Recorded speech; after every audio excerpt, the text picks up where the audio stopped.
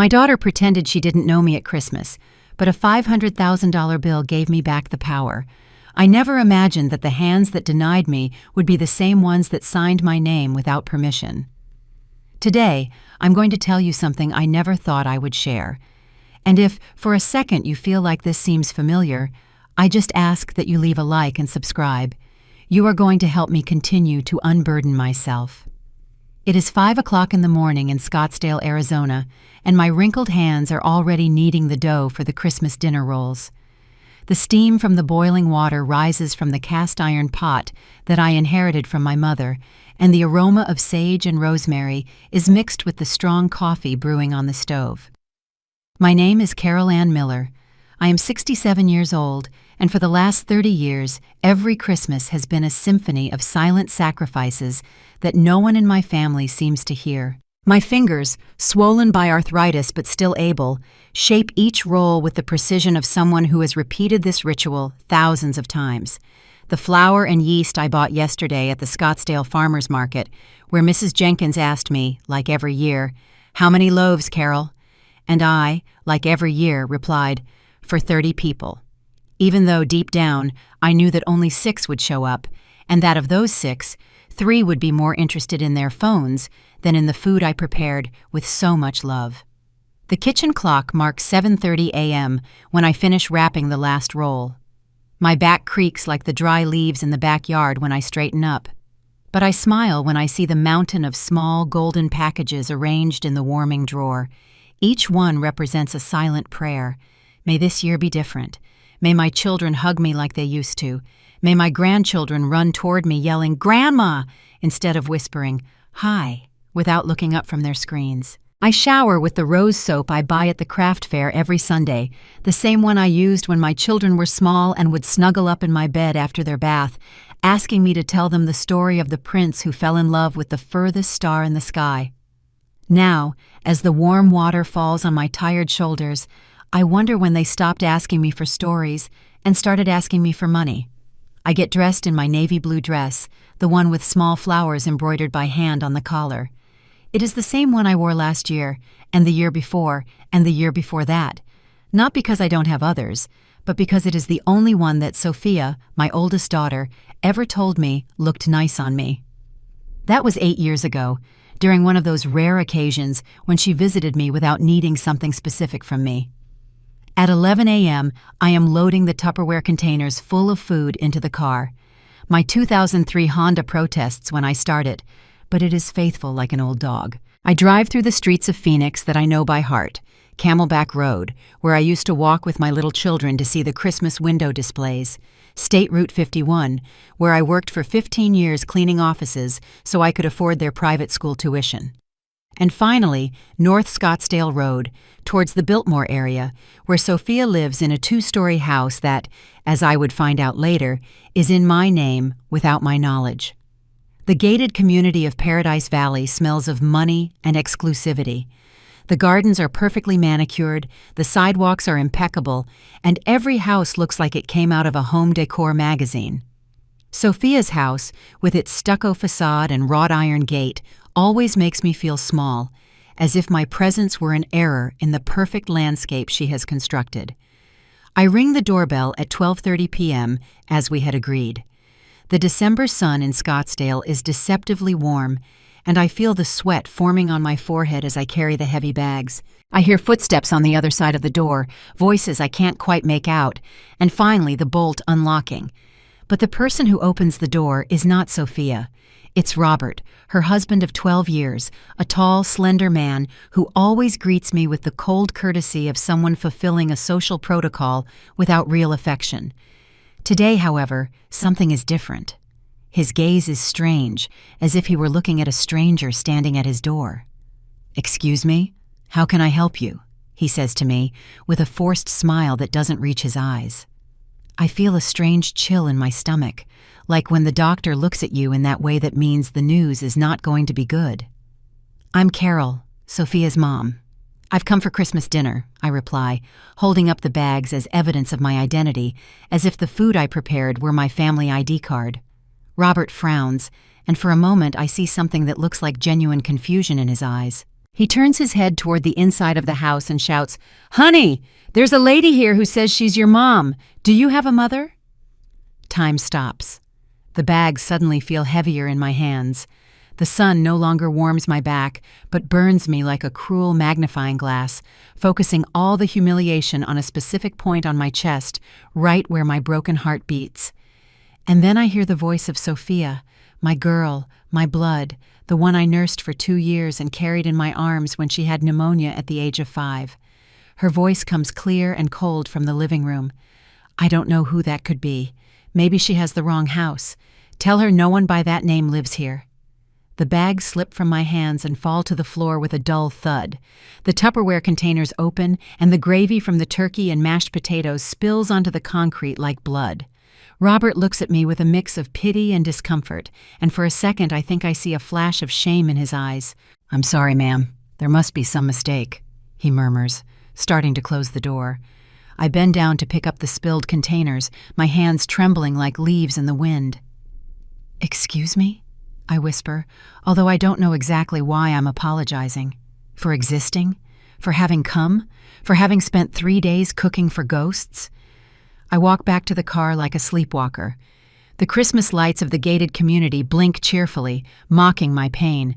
A family walks by, laughing, and the father is carrying his little daughter on his shoulders. She yells to him, "Daddy, Daddy!" with the pure joy of someone who knows she is loved unconditionally. Inside the car, with the engine off and my hands on the steering wheel, I allow the tears to fall for the first time. I don't cry like in the movies, with dramatic sobs. I cry the way women of my generation cry, in silence, swallowing the pain so that no one else has to carry it. That night, I didn't close my eyes. I stayed sitting on the edge of my bed, still in the blue dress, hugging the apron stained with gravy and dough. The silence of my house in the Central City area felt different, heavier, as if the walls had absorbed all the day's humiliation and were now returning it to me multiplied. I looked at the photographs on my dresser.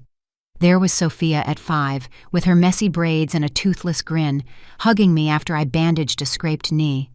At 15, at her high school graduation, crying with happiness because she had graduated at the top of her class. At 25, on her wedding day, whispering in my ear, "Thank you, Mom, for everything," as she squeezed my hand. At what point did that child who adored me become the woman who denied me as if I were a stranger? I remembered the first time Sophia asked me to borrow money. She was 28 and had just finished the business administration degree that I paid for by selling hot dogs outside the community college for 5 years. Every dollar I earned with those greasy hot dogs went directly to her tuition, her books, her clothes. I ate canned soup with crackers so she could have lunch in the university cafeteria, like her classmates. "Mom, I need $50,000 for the down payment on a condo," she had told me that March afternoon, sitting in the very kitchen where I was now reflecting on my pain. "It's a unique opportunity. If I don't take it now, it's going to slip away." I didn't have $50,000. I didn't even have $5,000. But the next day I was at the bank, mortgaging the house that my late husband Edward and I had taken 20 years to pay off. The house where I raised my children, where Edward died of cancer in my arms, where every corner held memories of a family I believed was solid and indestructible. "It's only temporary, Mom. I'll give you everything back with interest in 6 months, Sophia had promised, kissing me on the forehead with that smile that always melted my resistance. 6 months turned into 2 years. 2 years turned into, "Mom, I'm going through a rough patch." And then they simply stopped mentioning the subject, as if those $50,000 had been a gift I had been obligated to give, expecting nothing in return. Then came David, my youngest son, my eternal baby, as I called him when he was little and would hide behind my skirts every time visitors arrived. David, who could never keep a job for more than 6 months, who always had a new business idea that required only a small initial investment from me. "Mom, I'm going to open a food truck," he had told me 3 years ago, with that contagious energy that always made me believe that this time it would work. "I just need $80,000 for the equipment and the truck. It's going to be the best business in the neighborhood." I sold the gold earrings that Edward gave me on our 20th anniversary. I sold the new television I had worked so hard to buy. I even sold the engagement ring. That small but brilliant circle that represented the only 2 truly happy years of my marriage, before responsibilities and children turned us into survival partners rather than lovers. David's food truck lasted 4 months. "It's just that people don't appreciate quality," had been his explanation while I cleaned with my own hands the greasy dishes and rusted grills that remained of his failed dream. And so, year after year, every emergency of my children became my emergency. Every financial crisis of theirs meant another piece of my assets sold, mortgaged, or given away. When Sophia became pregnant with Alexandra, my granddaughter, she needed money for the private delivery because public hospitals are horrible, Mom. And when David had a motorcycle accident, I paid for the clinic and the months of rehabilitation because, I don't have insurance. But what hurt the most wasn't the money. It was the way that little by little I had stopped being their mother to become their ATM. The calls only came when they needed something. The visits were reduced to uncomfortable encounters where I pretended not to notice them checking out my house with appraiser's eyes, calculating what else they could ask for next time. I remembered the last birthday of Alexandra, my 12-year-old granddaughter. I had saved for 6 months to buy her a pink bike that she had seen in the window of a downtown store, the same one she had excitedly pointed to during one of our rare outings together when she still sought me out to talk about her problems at school and her dreams of being a veterinarian. I arrived at the party with the bike wrapped in gold paper, imagining her face of happiness. But when Alexandra opened the gift, she just said, "Thanks, Grandma," without looking up from her new phone, an iPhone that Sophia had just given her and that cost 3 times what I had spent on the bicycle. "Mom, she's not at the age for bikes anymore," Sophia had whispered in my ear, with that condescending smile she used when she wanted to make me feel old and out of place. "Kids prefer technology now." That night when I got home, I stored the pink bike in the storage room, where it still is, gathering dust along with all my other failed attempts to buy my family's love. I got out of bed and walked to the kitchen. I needed chamomile tea to calm the knot in my stomach that had seized me since the afternoon. While waiting for the water to boil, I looked at the calendar on the wall. Tomorrow was December 26th, the day after Christmas, the day when, traditionally, we would meet again to finish the leftover food and laugh about the anecdotes from the night before. Would there be anecdotes this year? Would they be laughing at me? Would they be telling the story of the crazy lady who showed up with food claiming to be Sophia's mom? The water boiled, and the whistling of the kettle pulled me out of my torturous thoughts. I prepared my tea and sat at the kitchen table, the same one where I had comforted Sophia when her first boyfriend left her, where I had helped David with math homework he never understood, where I had ironed uniforms and packed lunches for endless years of dedicated motherhood. It was then that I saw the white envelope underneath the front door. It hadn't been there when I arrived. Someone had slid it while I was lost in my painful memories. I approached with hesitant steps and picked it up. My name was written in large letters, Mrs. Carol Ann Miller. The bank's logo was printed in the upper right corner, and the weight of the envelope suggested important documents inside. With trembling hands, I opened the envelope. Inside was an official letter and several documents that I didn't understand at first. Technical words, huge numbers, references to properties and mortgages. But as I read, a horrible reality began to take shape before my eyes. Sophia's house, that mansion in Paradise Valley where I had been humiliated that very afternoon, was registered in my name. There was a mortgage of $500,000 that I had supposedly signed 8 months ago, and the payments had been past due for 3 months. According to these documents, I owed $500,000 for a house I had never lived in, had never seen the inside of, and whose existence I only knew about from the rare occasions I visited my daughter. My tea went cold in my hands as I read the papers over and over, hoping the words would change, that they would rearrange themselves into something that made sense. But they didn't change. My signature was there, at the bottom of every document, a signature I didn't remember ever putting there. I didn't sleep that night. I stayed at the kitchen table until the sun began to filter through the faded curtains, reading those cursed documents again and again, which had arrived like messenger crows of my own destruction. Every time I closed my eyes, I saw my signature at the bottom of each page, that handwriting I knew so well but didn't recall ever tracing. At 7 o'clock in the morning, I called the bank.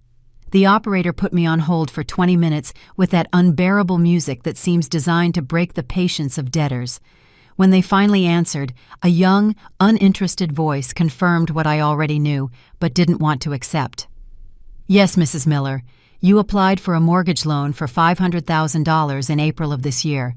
The property is registered at North Scottsdale Road, 21847, Paradise Valley. The monthly payments are $12,500 and are 3 months past due. If you do not regularize your situation in the next 10 days, we will proceed with foreclosure." $12,500 a month, more than I earned from my entire pension, more than I had earned in my best month selling hot dogs, an impossible amount that someone had compromised using my name, my credibility, my future. "Excuse me, could you tell me who was present when this loan was signed?" I asked, although deep down I already knew the answer. "According to our records, you were accompanied by your daughter, Mrs. Sophia Miller Anderson, who served as a witness and co-signer. She presented her bank statements to back up the loan." Co-signer. The words echoed in my head like funeral bells. Sophia had not only used my name to get the house, she had also put up her own assets as collateral. This meant that if I didn't pay, she would lose everything too. And yet, she had denied me as if I were a stranger. I hung up the phone and walked to the bathroom. My reflection in the mirror returned the image of a woman who had aged 10 years in one night. My eyes, swollen from tears and lack of sleep, looked like those of someone who had just woken up from a nightmare only to discover that the reality was worse. I dressed in my most formal white blouse and my gray skirt, the same one I wore to go to the bank or to important doctor's appointments. If I was going to confront my daughter, I wanted to do it with my dignity intact, even though inside I felt completely shattered. The drive to Paradise Valley felt endless. Every traffic light, every turn, every familiar street brought me closer to a confrontation I had been avoiding all my life. I was one of those mothers who preferred to swallow her complaints rather than create conflict, who smiled when they wanted to cry, who said, "It's okay," when nothing was okay. But $500,000 cannot be swallowed.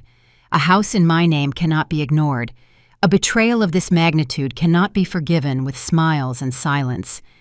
I parked my Honda in front of the house that, according to the bank papers, was mine, but where I had been treated like an intruder yesterday. The stucco facade shone under the morning sun, mocking my poverty. It was a beautiful house, I admit. The kind of house I had dreamed of having when I was young and believed that honest work and unconditional love were enough to build a decent life. I rang the doorbell with firm fingers, although my heart was beating like a war drum. This time, I didn't bring bags of food. This time, I brought something much heavier: the truth. Robert opened the door, and when he saw me, his expression immediately changed. There was no longer confusion in his eyes, but something akin to guilt, or perhaps fear. "Carol, what a surprise," he murmured, partially blocking the entrance with his body. "Sophia's not here." "Lie," I replied with a calm that surprised me. "Her car is in the garage and I can hear the television in the living room. I need to speak with her, now." Robert hesitated for a moment, clearly weighing his options. Finally, he stepped aside, but his body language radiated discomfort. I walked into the house that was supposedly mine for the first time. The interior was even more impressive than the facade: marble floors, designer furniture, a spiral staircase that went up to the second floor like in Hollywood movies, all paid for with my name, my credit, my phantom signature. Sophia was in the living room, reclining on a beige leather sofa that probably cost more than my entire house. She was wearing a blue silk robe and had a cup of coffee in her hands. Upon seeing me, she sat up abruptly, spilling some of the coffee onto her robe. "What are you doing here?" she asked me, with a voice that tried to sound authoritative but betrayed her nervousness. I took the bank documents out of my purse and threw them onto the glass coffee table, where they landed with a dry noise that resonated throughout the room. "That's what I came to ask you," I replied, pointing to the papers. "What are you doing living in a house that's in my name? What are you doing signing documents with my identity? What are you doing owing $500,000 that I will have to pay?" Sophia looked at the documents without touching them, as if they were venomous snakes that could bite her. Her face paled, but she quickly recovered and adopted that expression of superiority she had perfected over the years. "Mom, don't make an unnecessary drama," she said, with the condescending tone she used when she wanted to minimize my concerns. "It was just a formality. We needed the loan, and my salary alone wasn't enough to qualify. Robert is a freelance accountant, and his income is irregular. But you have a clean credit history, and your pension provides stability." "Just a formality?" I repeated, feeling the rage begin to boil in my stomach.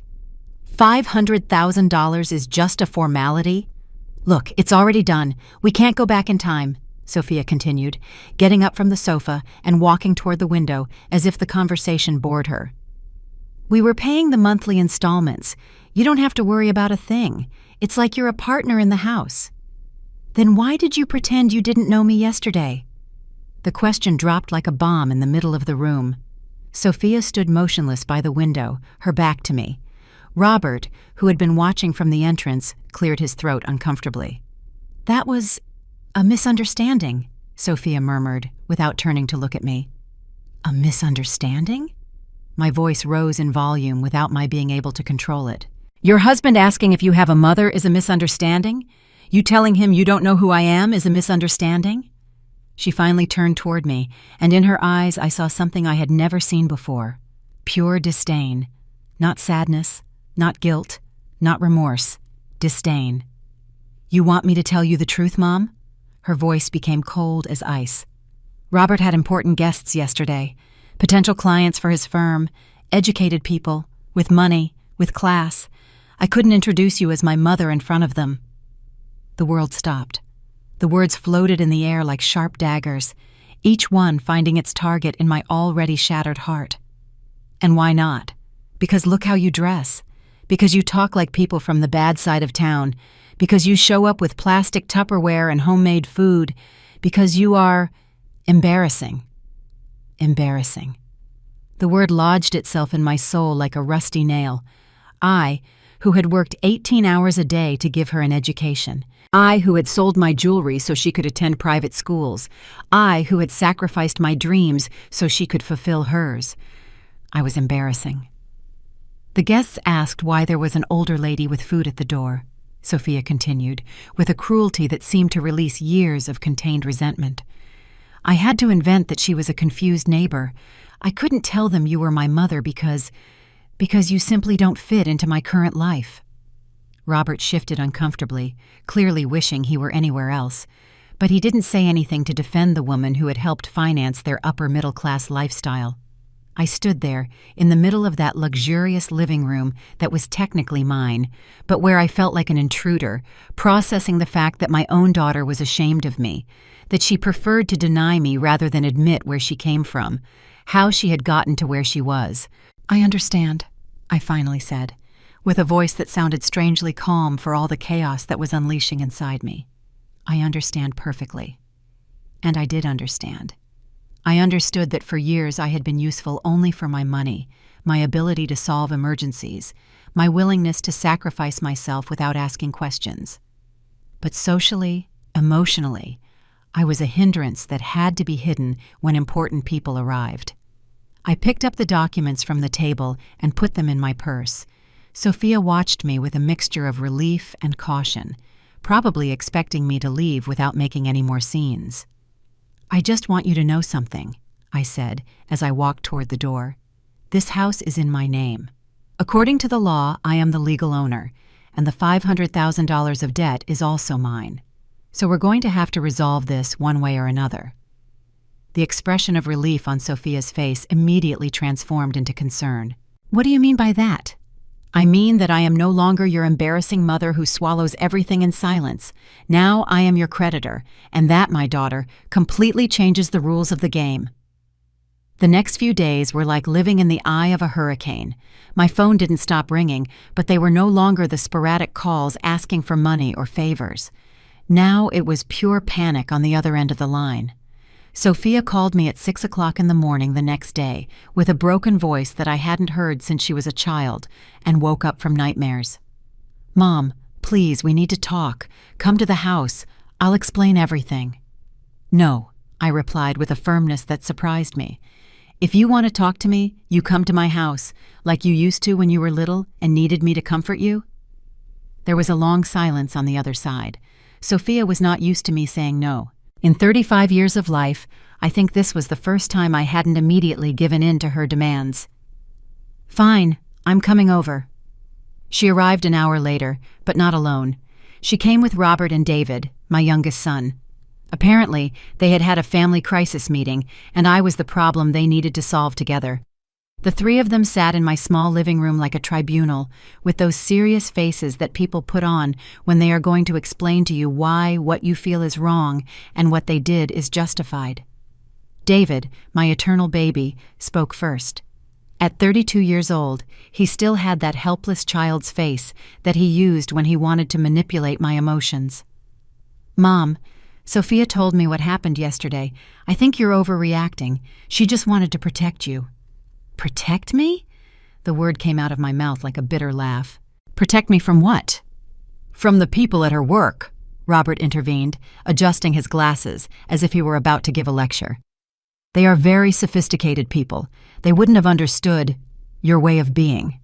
Sophia just wanted to avoid an awkward situation for you." There it was again.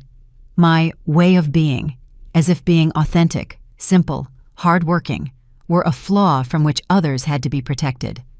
And using my name to buy a house without telling me, was that also to protect me? The three of them exchanged glances. Sophia cleared her throat and adopted that tone of voice she used when she wanted to sound reasonable and mature. "Mom, listen to me carefully. The credit was available, and we needed it. You have a good credit history, but you don't need a house like that.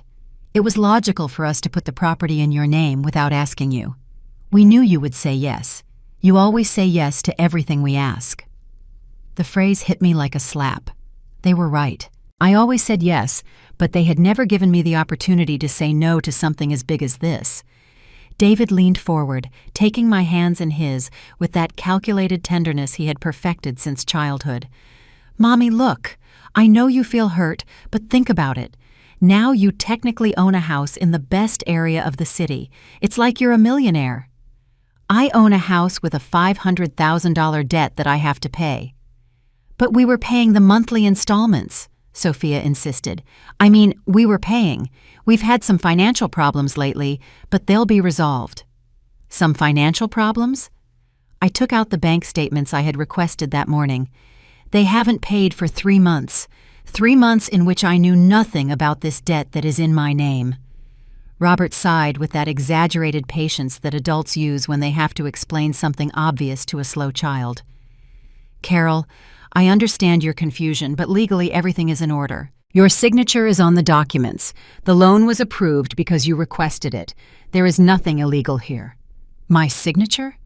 I stood up from the armchair, feeling the blood rush to my head. When did I sign those documents? Where was I when I supposedly went to the bank to apply for a $500,000 loan? The three of them fell silent. It was the first time anyone had asked directly about the process, and they didn't have a prepared answer for such a simple question. "We took you to the bank," Sophia finally murmured. "You went with us." "When?" "In April, a Saturday morning." I closed my eyes, trying to remember. April. What had happened in April? And suddenly I remembered. The supposed medical emergency of Alexandra, my granddaughter. "You told me Alexandra was in the hospital," I whispered, more to myself than to them. "You said she had appendicitis and needed urgent surgery. You asked me to go with you to sign some medical insurance papers." The silence that followed was so thick it could have been cut with a knife. David avoided my gaze. Robert took off his glasses and cleaned them obsessively. Sophia bit her lower lip like when she was a child and knew she had done something wrong. "There was no medical emergency," I continued, feeling the pieces of the puzzle click into place in my mind. "Alexandra was perfectly fine. You invented an emergency to take me to the bank and make me sign documents that I thought had to do with my granddaughter's insurance. "Mom," David began, but I interrupted him. "Where is Alexandra now? Does she know that her parents used her name to swindle me?" "It wasn't a swindle," Sophia exploded, finally losing her composure. "It was a financial strategy. We all benefit. Everyone." "How do I benefit by having a debt that I can't pay? Because now you own a house that's worth twice what you owe." "A house where I can't live because you're ashamed of me." The words came out with more pain than I had planned. The three of them fell silent again, but this time there was something different in the air, something akin to guilt. It was then that someone knocked on the door. David went to open it and returned with Alexandra, my 12-year-old granddaughter. She was wearing her middle school uniform and a pink backpack I had given her the year before. "Grandma!" she shouted upon seeing me, running toward me with that spontaneity only children retain. She hugged my neck and gave me a kiss on the cheek. "I'm so glad you're here. I wanted to tell you I got an A in the math test you helped me study for." I looked at Sophia over Alexandra's head. My granddaughter knew nothing of what had happened. To her, I was still simply her grandmother, who helped her with homework and bought her gifts with the money I didn't have. "Alexandra, go do your homework," Sophia told her in a tense voice. "The adults are talking about important things. Can I stay with Grandma? I haven't seen her in ages." "No, honey, go to your room." Alexandra walked away, dragging her feet, clearly disappointed. When she disappeared down the hallway, I turned to my children. "That child truly loves me," I said softly. "She is the only person in this family who doesn't see me as an ATM or a social embarrassment." "Mom, don't say that," David murmured. "We love you too." "You love me? Or do you want my money, my house, my credit, my ability to solve your problems?" "The two are not mutually exclusive," Robert said, with that cold logic he used to justify the unjustifiable. "Oh, they're not? Then prove it. Sell the house, pay the debt, and let's see if you still look for me for something other than money." Sophia stood up abruptly. "We are not selling the house. It is our asset. We worked for years to get it. With my name and my credit. But with our effort, with our sacrifices." The word sacrifices, coming from my daughter's mouth, provoked a laugh that sounded more like the growl of a wounded animal. "Sacrifices? You want to talk about sacrifices? I sold my wedding earrings to pay for your college degree. I sold your dad's engagement ring for David's failed business. I mortgaged the house where your father died to give you the down payment for your first condo. I worked selling hot dogs under the Phoenix sun so you could have lunch in the university cafeteria, like your rich friends." My voice got louder with every word, years of silent resentment finally coming to the surface. "I know sacrifices, daughter. What you did was not a sacrifice. It was theft with my forged signature and my betrayed trust." David tried to intervene again. "Mom, we understand you're upset, but we can fix this. We can make a payment plan. We can—" "No," I interrupted him. "You are no longer going to decide for me what we can do. You are no longer going to use my name without my permission. You are no longer going to be ashamed of me when it suits you, and use me when you need me." I walked toward the door, indicating that the conversation was over. "You have 1 week to decide what you are going to do with that debt. If not, I will make my own legal decisions." "Are you threatening us?" Sophia asked in disbelief. "No, daughter, I am letting you know. There is a difference." The three of them left my house with faces of confusion and panic.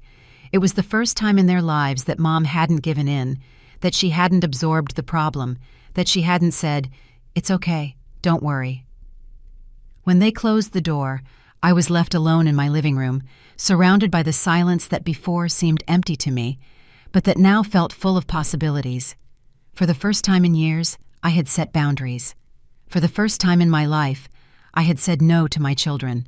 And although my heart ached, I also felt something I hadn't experienced in decades: self-respect. The following week was the strangest of my life. For the first time in decades, my phone remained silent.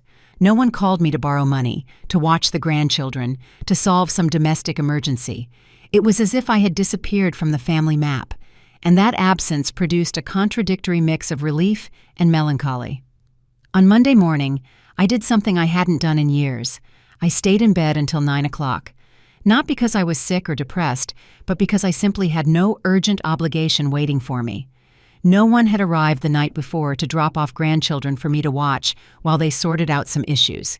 No one had woken me up with emergency calls at 5 in the morning. I calmly prepared a coffee, using the French press I had bought 2 years ago, but had never had time to use because I was always rushing to solve others' crises. The coffee tasted different when you didn't drink it in a hurry, when you could savor it while looking out the window at the hummingbirds visiting the bougainvillea in the backyard. At 10 o'clock, I walked downtown. It had been months since I had gone downtown without a specific mission. Buying medicine for someone, paying for some service my children couldn't afford, looking for a birthday gift they had forgotten. This time I went just because I wanted to walk, because I wanted to remember what it felt like to move through the world without carrying the weight of others' needs on my shoulders. I sat on a bench in Central Park, across from the City Hall, and watched people go by. Street vendors offering pretzels and lemonade, tourists taking photos, families strolling with children running among the pigeons, normal, everyday life without dramas or financial emergencies. It was there that I met Mr. Harrison. He was sitting on this bench next to me, a man in his 70s with a white mustache and a beret that gave him the look of a retired intellectual. He was reading a newspaper and occasionally murmuring comments about the news, seemingly to himself. "These politicians," he grumbled upon reading something that annoyed him. "They promise the moon and the stars, but all they know how to do is steal." I laughed unintentionally. The comment had reminded me of my late husband, Edward, who had the same habit of arguing with the newspaper as if the journalists could hear him. "Does corruption amuse you, ma'am?" Mr. Harrison asked me with a smile that indicated he wasn't really annoyed. "It amuses me that you talk to the newspaper just like my husband used to," I replied. "He also fought with the news every morning." "One gets indignant," he explained, folding the newspaper and putting it in a cloth bag. "Although it's useless to be indignant at this age." We talked for an hour about everything and nothing. He told me he was a retired accountant, that he had been widowed 5 years ago, that his children lived in Europe and visited him once a year more out of obligation than affection. I told him that I was also a widow, but omitted the details about my children. For some reason, I didn't want to burden a stranger with my family problems. "Do you know what I miss most about being married?" he asked me as we bought hot dogs from a vendor who passed near our benches. "What?" "The silly arguments. My wife and I used to fight over the stupidest things, whether to water the plants in the morning or the evening, whether chicken cooked better in the oven or on the stove, whether to watch the news before or after dinner. I thought that when she died I would miss the kisses and hugs, but what I miss most are those absurd fights that made every day unpredictable." His words touched something deep in my chest. Edward and I had also had those insignificant discussions that now, in retrospect, seemed like the luxury of an authentically shared life. "My children never argue with me," I said without thinking. "They always agree on everything. They always say yes to everything I ask." "That sounds suspicious," Mr. Harrison replied astutely. "People who never argue with you over small things are usually waiting for you to give them something big." The observation hit me like a punch to the stomach. He was right. Sophia and David never argued with me about opinions, tastes, daily decisions. They accepted my viewpoints, my food, my gifts, my help, with a docility that I now realized was strategic rather than affectionate. "What do you think about forgiveness?" I asked suddenly. Mr. Harrison thoughtfully chewed on a piece of hot dog before answering. "I believe that forgiveness without justice is complicity, and that justice without forgiveness is revenge. We have to find the balance. And if there is no possible justice, then you have to create it yourself. But that is more difficult because it requires courage." We said goodbye, exchanging phone numbers, not because we had specific plans, but because there was something comforting in knowing that there was someone in the world with whom I could have an honest conversation without a hidden agenda. That night, for the first time in years, I had dinner that I had bought just for me, not leftovers from food prepared for others, not something quick because I had to rush out to solve an emergency. I bought a small but good quality steak. I cooked it with garlic and herbs and poured myself a glass of the wine I had been saving for a special occasion that never arrived.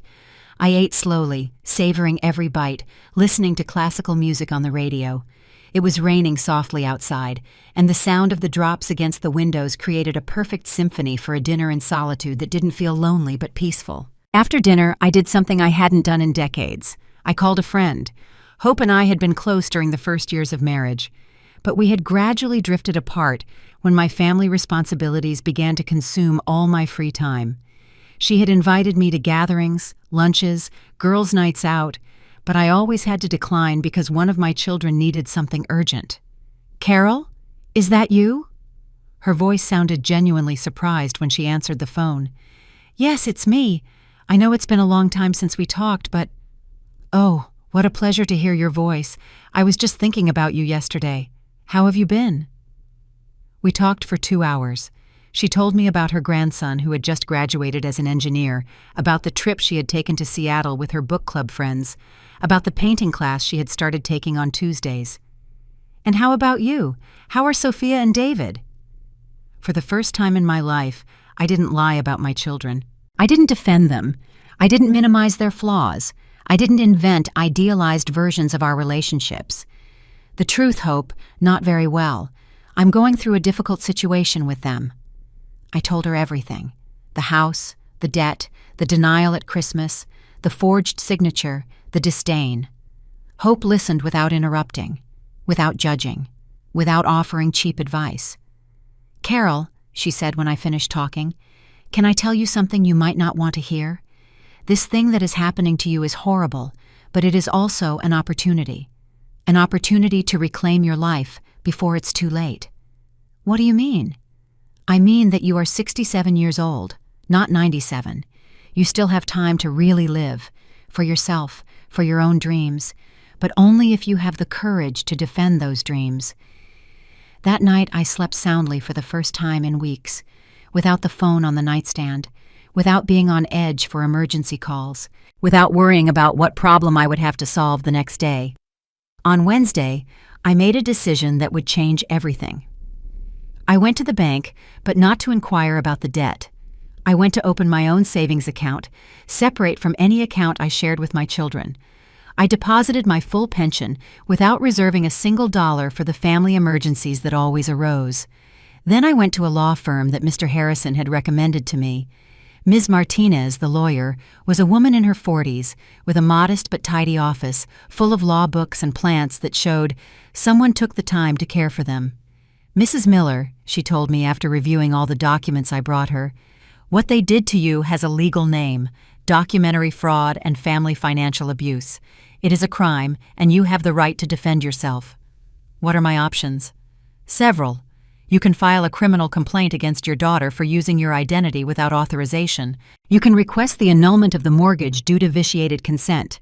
You can demand that they transfer the real ownership of the house that is already legally in your name, or you can negotiate an out-of-court settlement." "Which one do you recommend?" "It depends on what you want to achieve. Do you want to punish your daughter or protect yourself?" The question forced me to think about what I really sought. It wasn't revenge. It wasn't to hurt Sophia. It was to regain my dignity and secure my future. "I want to protect myself," I replied, "but I also want them to understand that they can't keep abusing me." "Then I recommend that we start by demanding the actual transfer of the property and the payment of the debt. If they refuse, we can escalate to more severe legal action." I left the office with a folder full of legal documents and something I hadn't felt in years: hope. Not hope that my children would change, but hope that I could change my own situation. That afternoon, I wrote a formal letter, not emotional, not pleading, not self-justifying, simply legal and clear.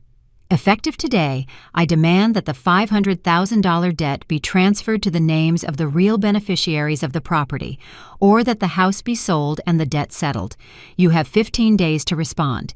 If you do not, I will proceed through the corresponding legal channels. I personally took it to the Paradise Valley house and slid it under the door. I didn't ring the bell. I didn't wait for an answer. I didn't give explanations. I simply delivered my ultimatum and left. For the first time in my adult life, I had acted without consulting anyone, without asking permission, without worrying about hurting anyone's feelings, and it felt like flying. The 15 days passed like a countdown to an explosion that we all knew was coming, but no one wanted to face. During those days, my phone rang again, but now with a different tone. They were no longer casual calls asking for favors.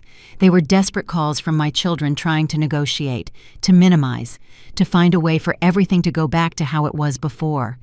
"Mom, you can't be serious," David told me every other day, with that child's voice he used when he wanted to soften me up. "We're family. Families don't sue each other."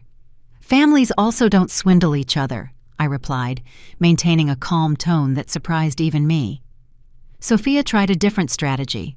She sent me flowers with a card that read, "To the best mom in the world, I love you. Let's talk." As if a dozen roses could erase months of overdue payments and years of accumulated humiliation. But it was Robert who finally called on day 14, one day before my ultimatum expired. "Carol, we need to resolve this in a civilized manner. Come to the house tomorrow at 6 o'clock in the evening. We are going to have a full family meeting to reach an agreement." "A full family meeting?" "Sophia, David, myself, and Alexandra too. We want our daughter to hear this directly from you, so she understands the consequences of what you are doing." The cynicism of using Alexandra as an emotional shield produced a cold rage in me that settled in my stomach like molten lead. But I agreed to go, not because I intended to back down, but because I wanted everyone to hear from my mouth, clearly and without possibility of misunderstanding, that the era of Carol the Fixer was over forever. I arrived at Paradise Valley at exactly 6 o'clock. This time I didn't bring Tupperware containers with food, nor gifts for my granddaughter, nor the nervous smile that had been my family uniform for decades. I brought a folder with legal documents and a resolve that had solidified in my chest like reinforced concrete. Robert opened the door with a forced courtesy that failed to hide his nervousness. Everyone was waiting for me in the living room. Sophia on the same leather sofa where she had called me embarrassing, David in the single armchair, and Alexandra huddled in a corner with a look of absolute confusion. "Grandma," my granddaughter said to me upon seeing me, "is it true that you don't love us anymore?" The question cut through me like a knife. I looked at Sophia, who had the decency to look uncomfortable, and I understood the strategy. They had decided to use a 12-year-old girl as their emotional weapon, making her believe that I was the villain in this story. "Alexandra, my love," I told her, sitting on the edge of her armchair and taking her small hands in mine, "I will love you my whole life. But adults sometimes have complicated problems that have nothing to do with the love we feel for you children." "But Mom says you're going to take our house away. She says we're going to have to move to an ugly place because you hate us." I looked at Sophia again, this time with a fury that must have been reflected in my eyes because she shrank back slightly on the sofa. "Alexandra, did you know that this house is registered in your grandmother's name?" I asked, keeping my voice soft but clear. "No? Did you know that your parents used my name to buy this house without telling me?" The girl shook her head, looking confusedly at her parents. "Did you know that I have to pay $500,000 for a house where I can't live because your dad says I'm embarrassing?" "Carol!" Robert shouted. "Don't involve the girl in this." "I didn't involve her," I replied without raising my voice. "You involved her when you decided to use her as an emotional hostage. You involved her when you told her I was the bad guy in this story." I turned back to Alexandra. "My love, go to your room. The adults are going to talk about boring things like money and papers. When we finish, I'll come say goodbye to you." Alexandra slowly got up, looking at her parents as if asking for permission. Sophia nodded stiffly, and my granddaughter disappeared down the hallway, dragging her feet.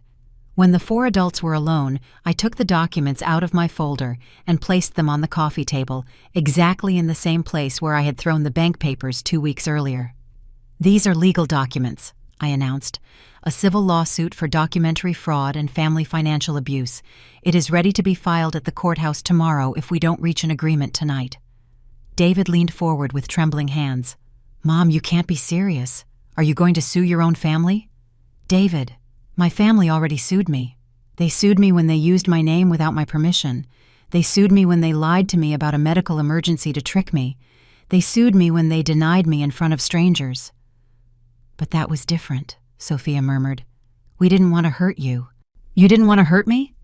The question came out like a harsh laugh. Sophia, do you know how much I earn from my pension a month? I don't know, $8,000? $7,200. And the monthly payment for this house is $12,500. You committed me to pay almost double my monthly income for a house where I cannot live. If that's not wanting to hurt me, I don't know what is. Robert nervously adjusted his glasses. Carol, we understand your annoyance, but we can reach a compromise. We can make you the real owner of the house. You can come live here with us. Live with you? The proposition seemed so absurd that I almost laughed. With the man who tells his wife I'm embarrassing? With the woman who pretended she didn't know me? As the grandmother who lives off the charity of her successful children? It wouldn't be charity, Sophia insisted. It would be justice. The house is in your name. You have the right to live in it. Sophia, if I wanted to live in a $500,000 house, I would have bought one with my own money and my own signature. I don't need you to give me crumbs of what you stole from me. The silence that followed was so tense it could be cut with a knife. The three of them exchanged glances like conspirators who had run out of options. Finally, David tried the last resort, direct emotional blackmail. Mom, if you do this, it's going to be the end of our family. Alexandra is going to grow up without a grandmother. We are going to lose the house. Maybe Robert's job will be affected by the scandal. Do you really want to destroy your own family for money? The question hit me exactly where David knew it hurt the most. For a moment, the old Carol wanted to emerge, the one who always gave in to keep the peace, the one who preferred to be hurt rather than hurt others. But then I remembered Mr. Harrison's words. Forgiveness without justice is complicity. David, I said with a calm that surprised me, our family was destroyed the day you decided that I was more useful as a financial tool than as a person. It was destroyed when Sophia preferred to deny me rather than defend me. It was destroyed when you decided that my dignity was a fair price for your economic comfort. I got up from the sofa and walked toward the window that overlooked the perfectly manicured lawn, paid for with money that wasn't theirs. You are not losing a mother. You lost a mother years ago when you turned her into your personal ATM. What you are losing now is your ATM. And yes, that is going to hurt you more. That's not fair, Sophia exploded, finally losing her composure. We love you. Everything we did was for the good of the family. Sophia, I turned toward her with an expression that must have seemed compassionate, because I saw how she slightly deflated. Sophia, if you loved me, you wouldn't have denied me. If you loved me, you would have talked to me before using my name to buy a house. If you loved me, you would have defended the woman who sacrificed everything to give you the education that allowed you to live like this. I took one more document from my folder. This one is sealed by a notary. But you were right about one thing. Families shouldn't sue each other. That's why I'm going to give you one last chance to resolve this without courts. The three of them leaned forward, waiting for my proposal. You have 30 days to sell this house and pay the full debt. When it's settled, each of you will go your own way. You will look for a house you can afford with your own money and your own credit. And I will live the rest of my life without the obligation to finance anyone else's dreams of grandeur. And if we don't accept? Robert asked in a threat of a voice. Then tomorrow morning, I file the lawsuit. And believe me, the courts are going to be much less generous than I am. You can lose the house anyway, plus the legal costs, plus the possibility of criminal records for fraud. David started to cry. Real tears, of genuine panic, from the man who had just realized that he had forever lost the woman who had always solved his problems. Mom, please. David, I am no longer your mom the fixer. Now, I am Carol Ann Miller, a 67-year-old woman who is going to live what's left of her life with dignity and self-respect. I walked toward the door, but before leaving, I turned one last time. 30 days. After that, I don't want to see you unless you come to ask for forgiveness, and not forgiveness for the money, forgiveness for treating me as if I were worth nothing. I left that house with the certainty that I had just closed a chapter of my life forever, A painful chapter, humiliating, that had lasted too many years, but I also left with the certainty that I was opening a completely different chapter. A chapter where I was the protagonist of my own story. The 30 days that followed were the most liberating of my adult life. For the first time in decades, I woke up every morning without a mental list of others' problems to solve, without the invisible weight of family expectations pressing on my shoulders before my feet touched the ground. The first change I made was in my house. For years I had kept everything exactly the same, as if it were a museum of eternal motherhood. David's room still had his high school soccer trophies and posters of teams that no longer even existed. Sophia's still kept her porcelain dolls and the storybooks she read when she was 8.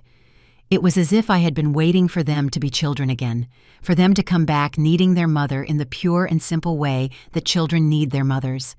But that week, with an energy I hadn't felt in years, I started dismantling those sanctuaries of the past. I packed the trophies, donated the dolls to an orphanage. I gave away the clothes that no longer fit anyone. I converted David's room into my sewing workshop, something I had abandoned when he was born because I didn't have time for such frivolities. Sophia's room became my personal library. I bought a comfortable secondhand armchair, a reading lamp, and for the first time in 30 years, I filled the shelves with books that I wanted to read. Not textbooks to help with others' homework or parenting manuals to be a better mother. Mr. Harrison helped me with the furniture moving. He had become my confidant, and gradually, something like a courtship of the third age. There was nothing romantic between us, but there was a warm companionship, the kind of friendship that arises between people who have lived long enough to value honesty over appearances. "You look different," he told me one afternoon while we were assembling my new bookcase. "Like you're more present." Present? Yes, as if before you were a ghost of yourself, and now you have come back to inhabit your own body. The observation struck me because it was accurate. For years I had been like an employee of my own life, performing functions for others without truly living for myself. That same week, I enrolled in a watercolor painting class at the Community Arts Center. It was something I had dreamed of doing since I was young, but had always postponed because there were more important things to do. Washing others' clothes, cooking for others, working to pay for others' needs. My first painting was horrible. A disproportionate landscape where the trees looked like giant broccoli and the lake looked more like a brown puddle. But when the teacher, a woman named Victoria in her 60s, told me, "Carol, I can see you have an artist's soul, you just need practice," I felt something I hadn't experienced in decades, pride in something that was completely mine. I also started walking every morning in Papago Park, not as mandatory exercise to stay healthy and be useful for longer, but for the simple pleasure of moving my body under the sun, listening to the birds, greeting other walkers who gradually became acquaintances and then casual friends. It was during one of those walks that I ran into Hope, my old friend, who had now become my regular coffee partner on Thursday afternoons. "Carol," she said to me that morning, "I have to tell you something I've been thinking about since we resumed our friendship." "Tell me." "All these years, when you talked to me about your children, I always felt there was something strange about the stories you told me. Too perfect, too generous on their part. Now I understand that you were telling me the version you needed to believe to survive." Her words made me reflect on how many lies I had told myself to justify the emotional and financial abuse. How many times had I reinterpreted selfishness as healthy independence and manipulation as legitimate needs? "Do you think I was a foolish mother?" I asked her. "No, I think you were a mother desperate to be loved, and there are people who take advantage of that desperation." On day 20 of my ultimatum, I received a call from Sophia. Her voice sounded different, smaller, as if she had been crying. "Mom, we put the house up for sale. There are several interested parties. We think it's going to sell quickly." "I'm glad," I replied without particular emotion. I also wanted to tell you that I broke up with Robert." That information did take me by surprise. "Why?"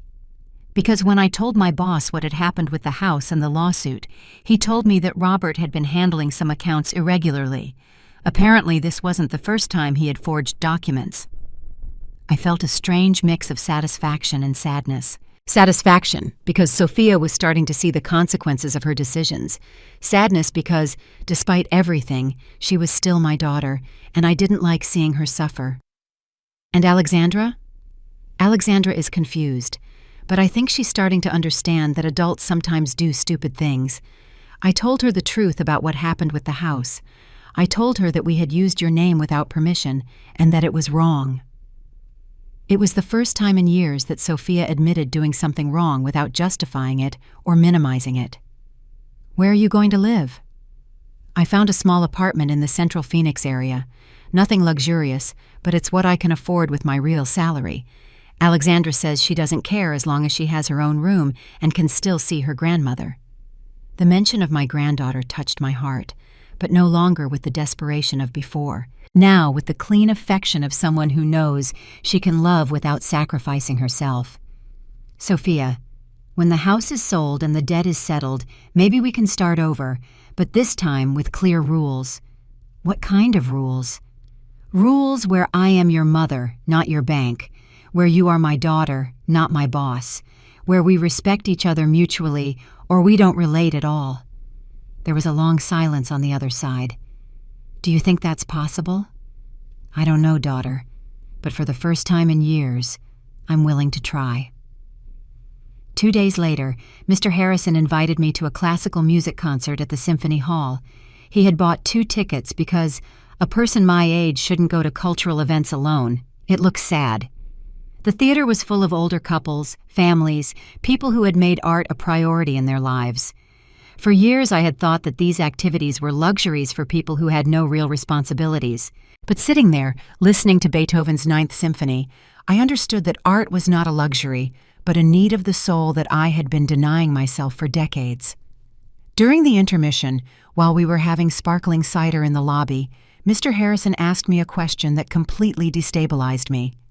Carol, what do you want to do most now that your life belongs to you again?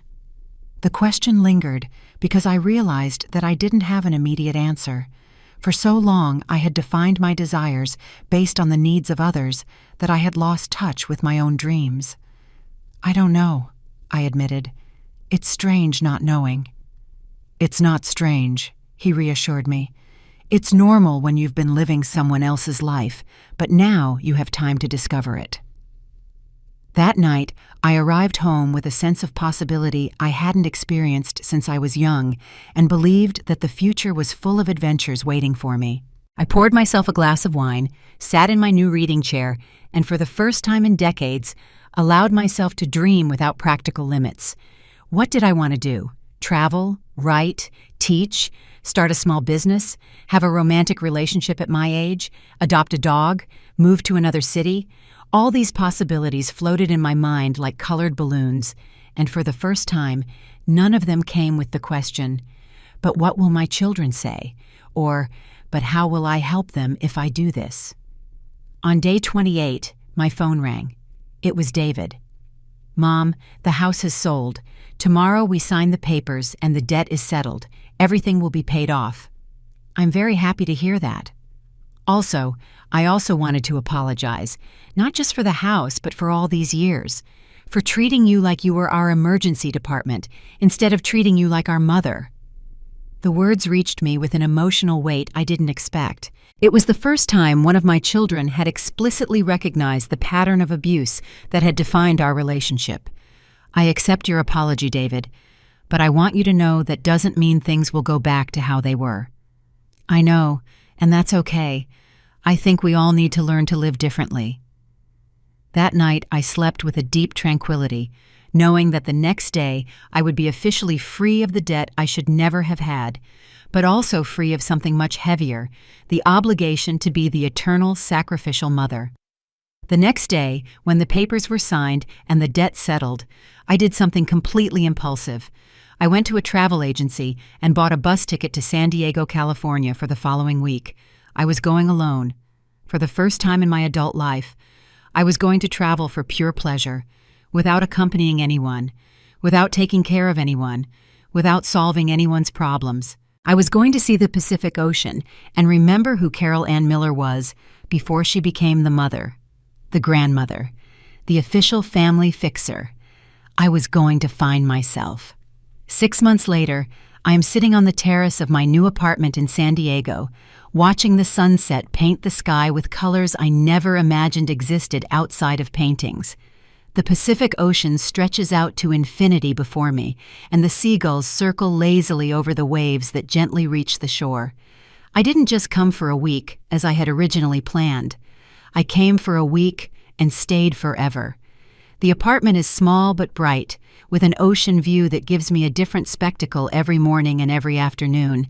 I rented it with the money I saved during all those years that I thought I was helping my children, but was actually funding my own humiliation. It turns out that when you don't spend your money solving others' crises, the money accumulates faster than you imagined. My morning routine now includes coffee on this very terrace, while I read books that I choose for pleasure and not for an educational obligation to anyone else. Afterward, I walk along the beach, collecting shells that I use to decorate the apartment, greeting other retirees who, like me, decided it wasn't too late to start a new life. Mr. Harrison visits me every 2 months. It turns out he also had a yearning for adventure, and now we have developed a friendship that includes occasional trips to different coastal towns. We are not a couple in the romantic sense, but we are life companions in the purest sense. Two people who chose each other without need, just for the pleasure of sharing time and experiences. 3 months ago, I opened a small craft shop in the local market.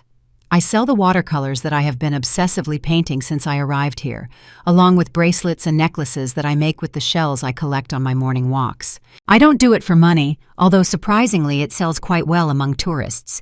I do it because I finally found something that is completely mine, something that is born of my creativity and not my ability to solve others' problems. My phone still rings, but now with a completely different rhythm.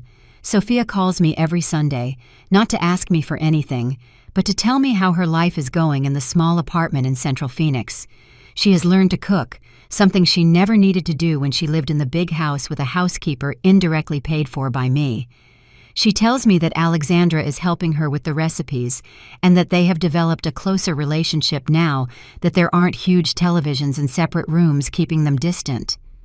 "Mom," she told me 2 Sundays ago, "I think for the first time in my adult life, I know exactly how much money I have and how much money I can spend. It's strange, but liberating." David also calls me, although less frequently. He got a stable job at an auto parts store. Nothing glamorous, but consistent.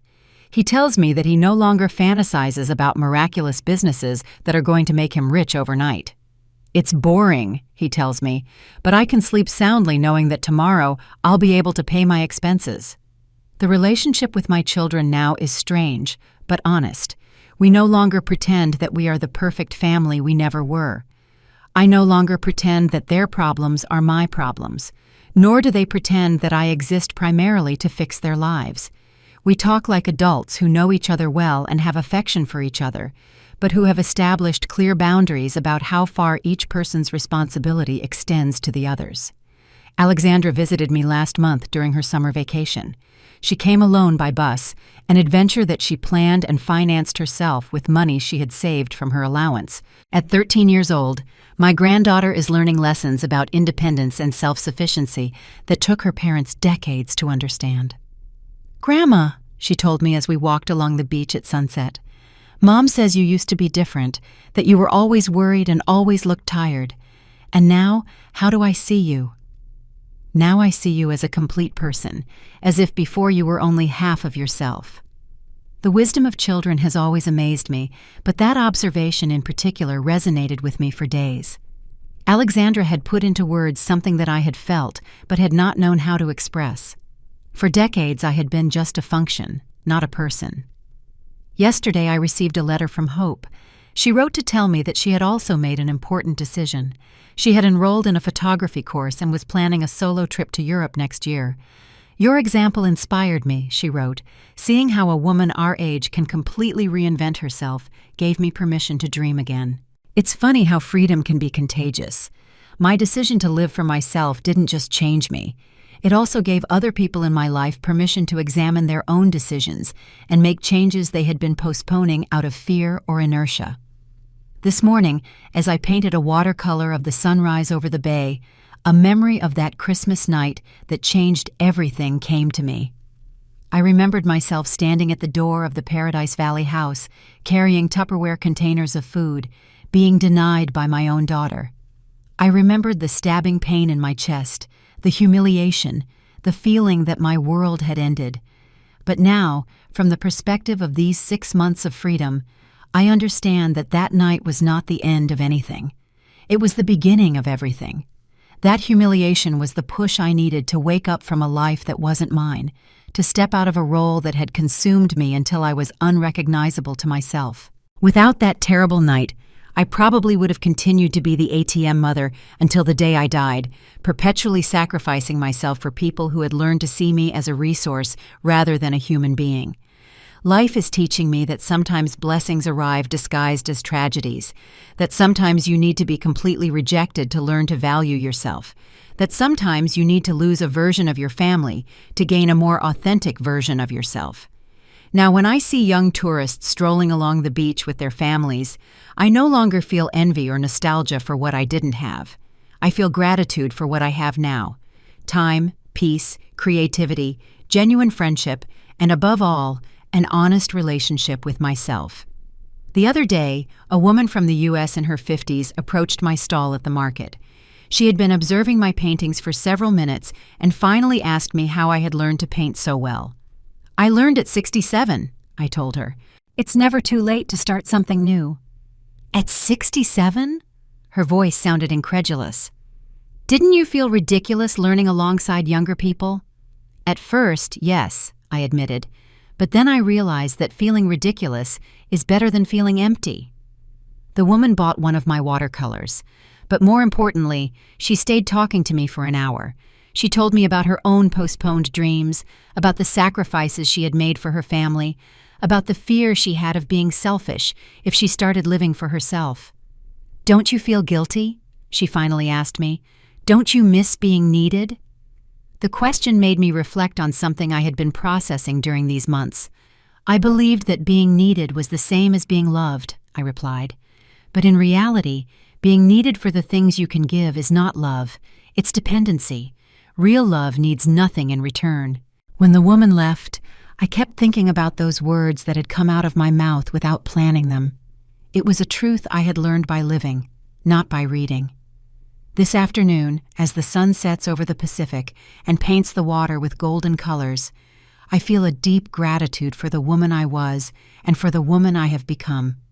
The woman I was made it possible for my children to have opportunities that I never had.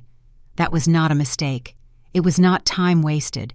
It was a choice I made with love, even if that love was not reciprocated in the way I expected.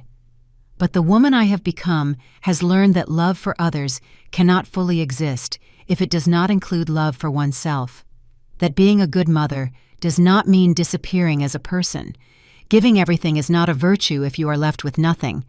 Tomorrow I'm going to start a new painting, a series I've been planning about older women rediscovering their personal power. I want to capture in watercolor that expression I saw in my own mirror the first morning I woke up in San Diego. The expression of someone who has returned to inhabit her own body, her own life, her own story. Because that is the choice I most want to share. It is never too late to save yourself. It is never too late to say no to what hurts you and yes to what nourishes you. It is never too late to be the protagonist of your own life instead of just the supporting character in the lives of others. Have you ever experienced anything similar to what I told you? Do you know someone who has sacrificed so much for their family that they lost themselves in the process? Tell me about it in the comments. And if this story touched your heart, if it made you reflect on your own life, please like and subscribe to the channel. Your support helps these messages reach someone who may need to hear that it is possible to start over, no matter your age or how long you have been living for others. Because we all deserve to be free, we all deserve to be respected, and we all deserve to live a life that is truly our own.